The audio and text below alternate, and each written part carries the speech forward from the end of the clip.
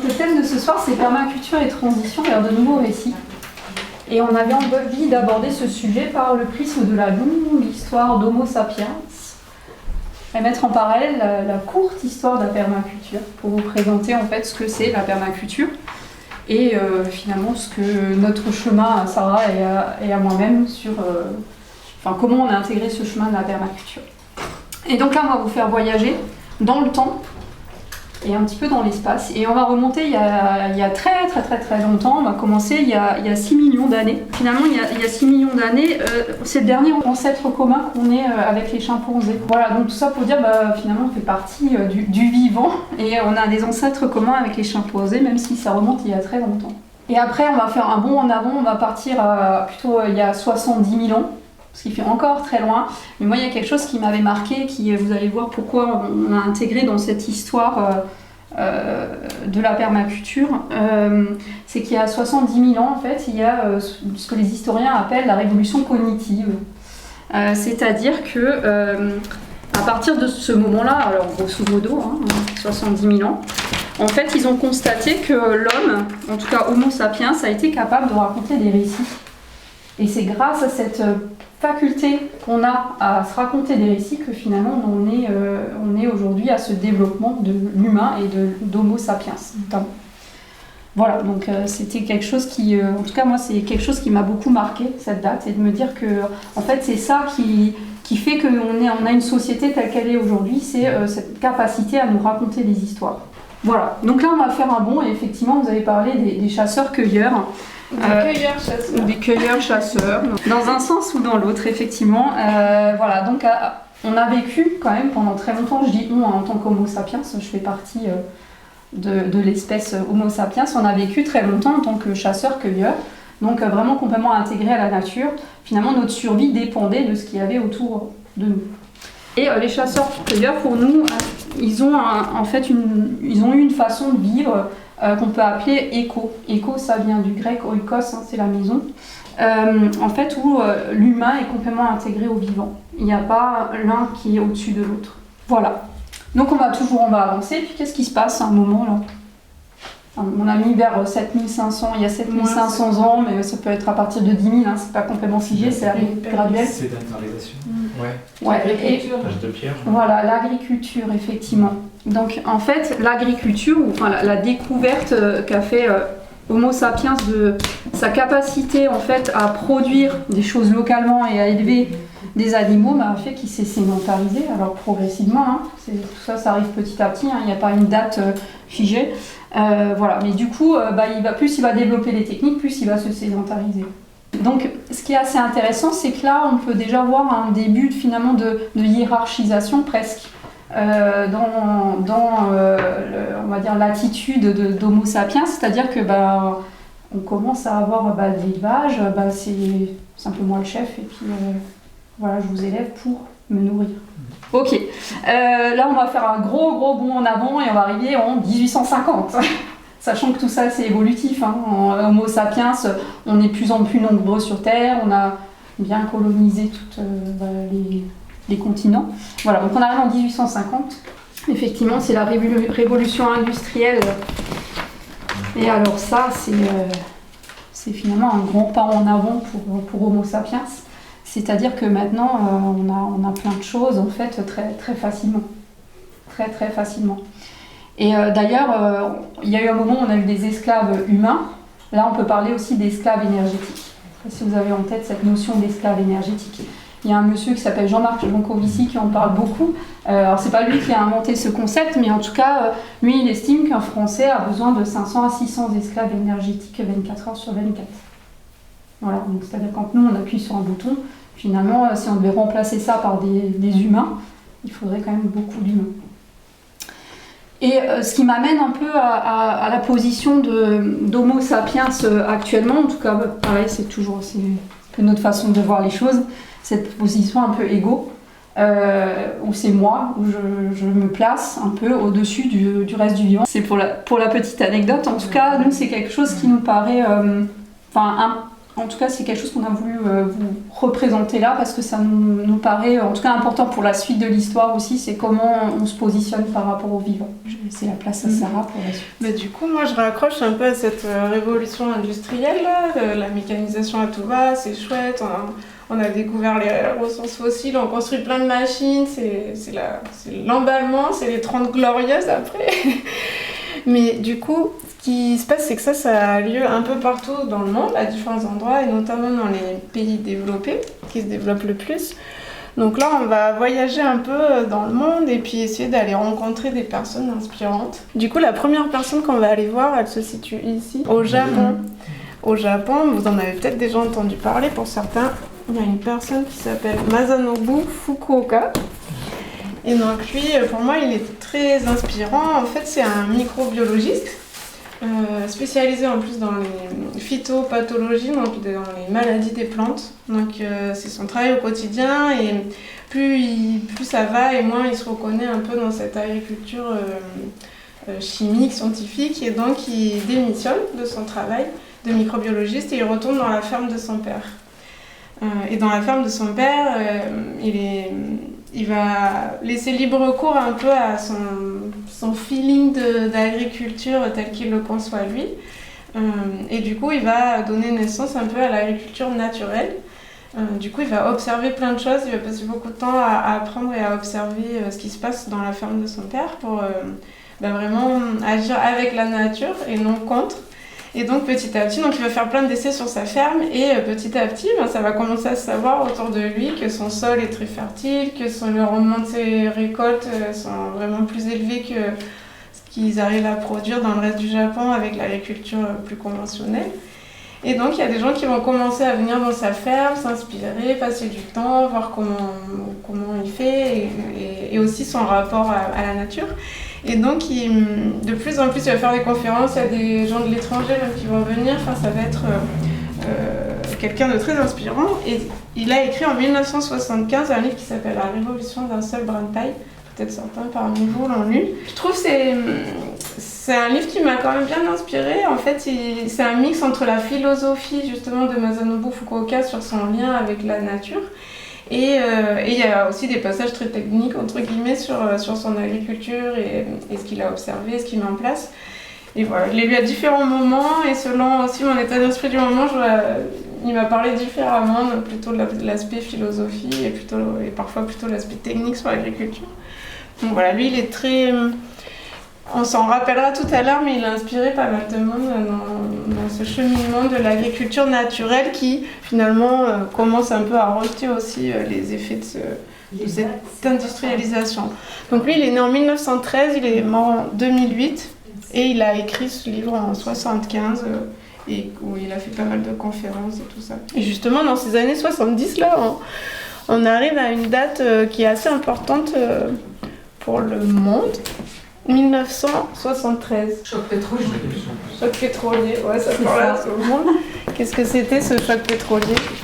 Le producteur, c'est l'OPEP qui a décidé de bloquer la production. De réguler la production, de remarquer les fruits.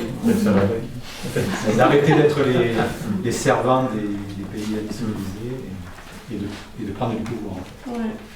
Après, c'est le signal qu'on connaît, ça. Il n'y avait pas que ça, je pense. Mais c'est parti de ça, c'est parti aussi des États-Unis qui ont atteint leur pic de production.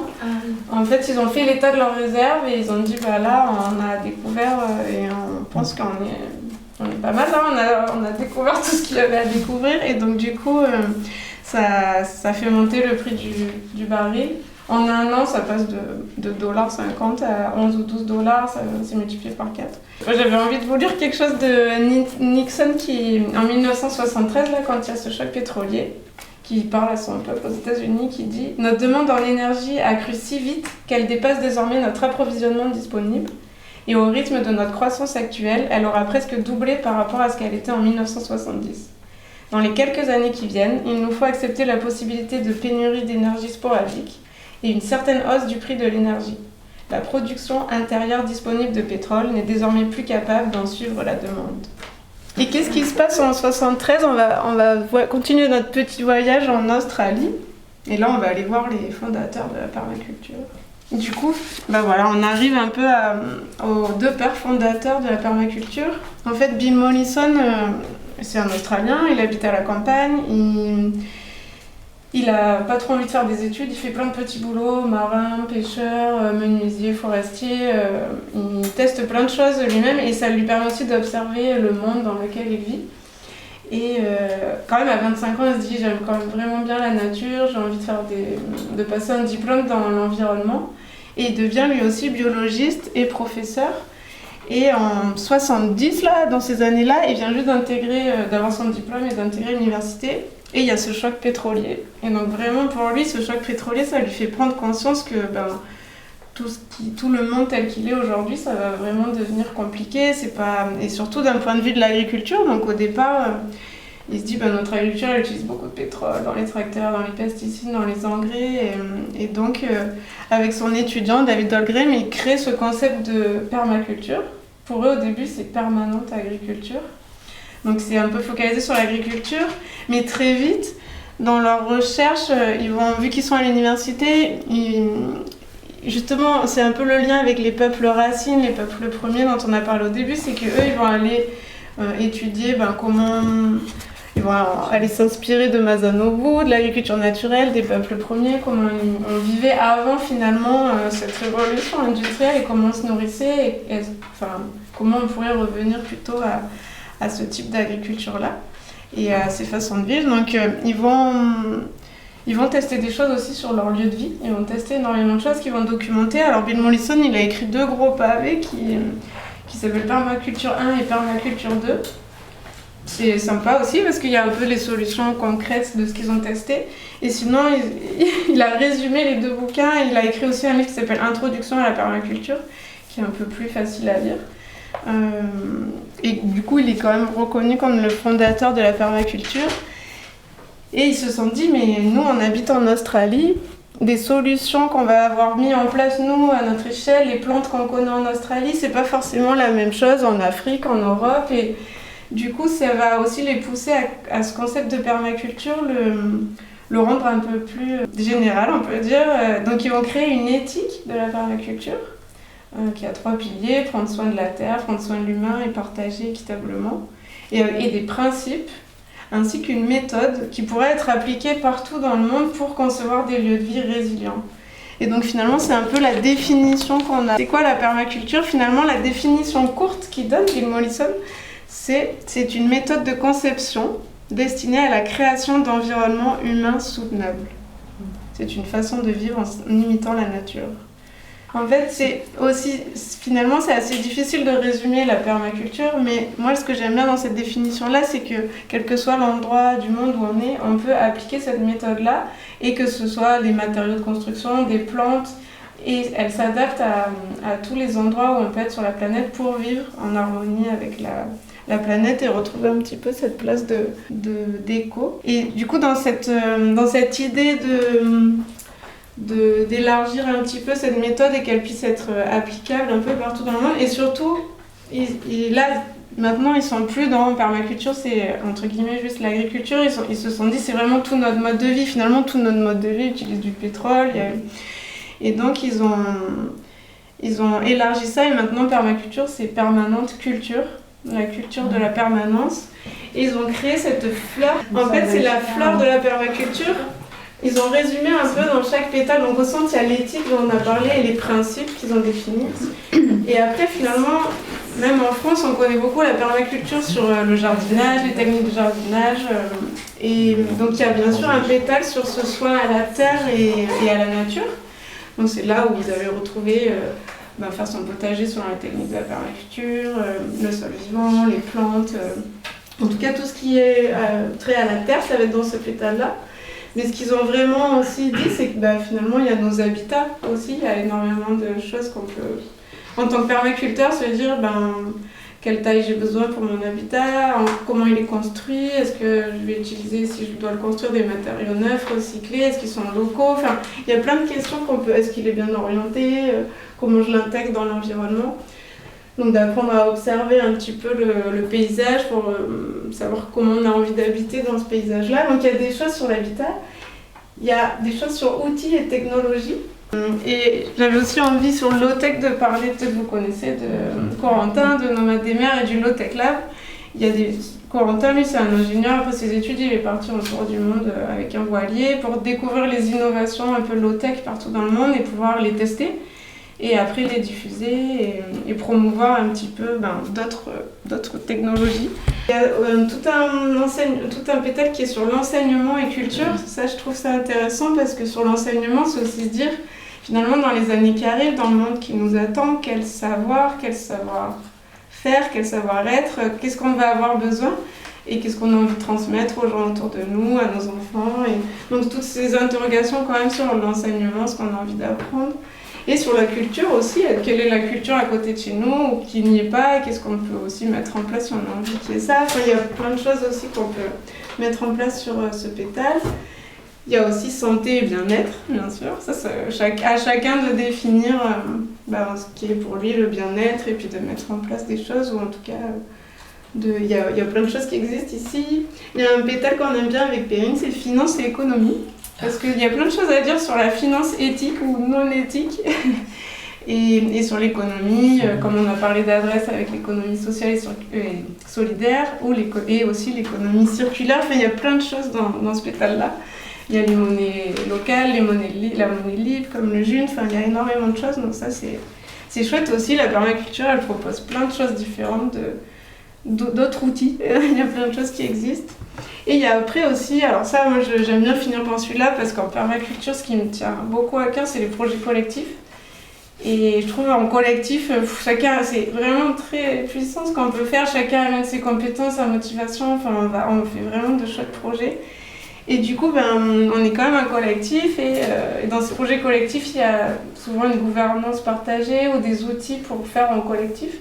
Et ça peut être chouette aussi d'apprendre tout ce qui concerne le collectif. Donc il y a plein d'outils dans plein de pétales et ça peut être des outils différents quel que soit l'endroit où on est. Et voilà, nous on essaye de voir en local vers Toulouse qu'est-ce qui existe et de quoi on peut discuter aussi ici localement. David Olrem, il a fait un site internet qui est super bien fait. On clique sur un pétale et on voit plein d'outils qui sont dans ce pétale-là et qu'on peut creuser après en local. La base de la permaculture, c'est vraiment Bill Mollison et David Olmgren. Donc c'est à partir de là qu'a essaimé tout ce concept, si on peut parler de concept, toute cette philosophie aussi, qui est assez large. Parce que là, ça a beaucoup touché le monde anglophone dans un premier temps, parce que les livres ont mis très longtemps à être traduits.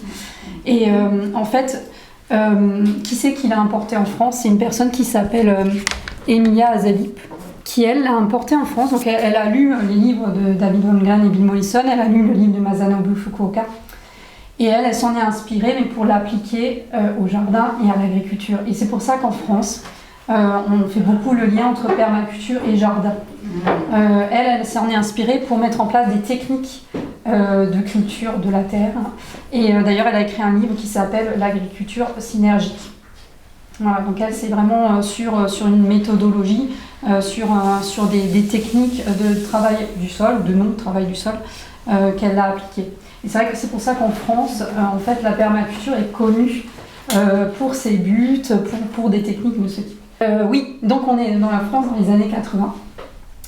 Et nous, on avait envie de faire le parallèle parce que nous, on a pris ce chemin finalement il n'y a pas si longtemps que ça, mais pour nous, elle a ouvert un chemin sur la permaculture en France. Et voilà, donc on voulait vous partager aussi notre parcours sur ce chemin permaculturel.